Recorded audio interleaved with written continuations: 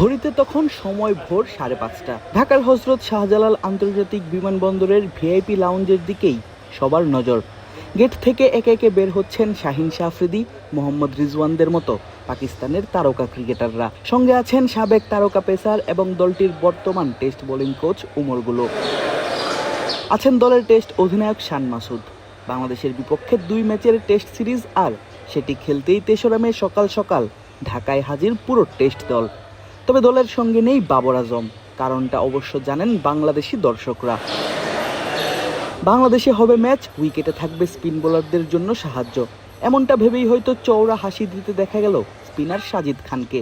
সঙ্গে আছেন স্পিন বোলিংয়ে তার সঙ্গে জুটি গড়া নোমান আলী। এই 2 স্পিনার লাল বলে কি করেছেন পাকিস্তানের জার্সিতে সেটা অজানা নয় কারোরই। এবার বাংলাদেশের বিপক্ষেও হতে পারেন ব্যাটারদের মাথা ব্যথার কারণ। তবে শুধু স্পিনারদের উপরই নির্ভরশীল নয় পাকিস্তান দল। দলে আছে হাসান আলীদের মতো দ্রুতগতির পেসাররাও। নতুন বলে যাদের কাঁধেই থাকবে টাইগার টপ অর্ডারকে চাপে ফেলার দায়িত্বটা।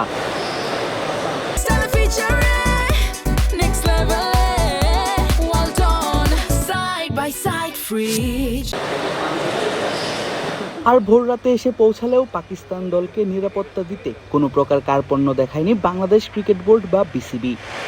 দেখা গেল পুলিশ, র্যাবের কয়েক স্তরের নিরাপত্তা বলয়ে ঢেকে দেয়া হয়েছে দলটির টিম বাস। সেই নিরাপত্তা বলয়ের মধ্য থেকেই তারা ত্যাগ করে বিমানবন্দর। আগামী 8ই মে ঢাকার মিরপুরের শেরেবাংলা জাতীয় ক্রিকেট স্টেডিয়ামে অনুষ্ঠিত হবে সিরিজের প্রথম টেস্ট। দ্বিতীয় ম্যাচটা মাঠে গড়াবে 16ই মে সিলেট আন্তর্জাতিক ক্রিকেট স্টেডিয়ামে। এর আগে 2রা মে দিবাগত রাতে পাকিস্তানের করাচি বিমানবন্দর থেকে বাংলাদেশের উদ্দেশ্যে যাত্রা করে পাকিস্তান, ধরে ঢাকার বিমান।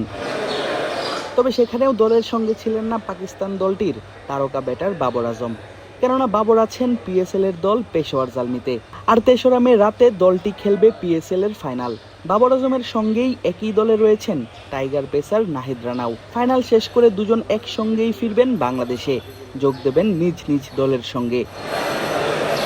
2 ম্যাচের টেস্ট সিরিজকে সামনে রেখে ইতোমধ্যেই 2 দলই ঘোষণা করেছে নিজেদের স্কোয়াড। ম্যাচ দুটি আইসিসি টেস্ট চ্যাম্পিয়নশিপের অংশ, তাই সিরিজটি বেশ গুরুত্বপূর্ণ 2 দলের জন্যই।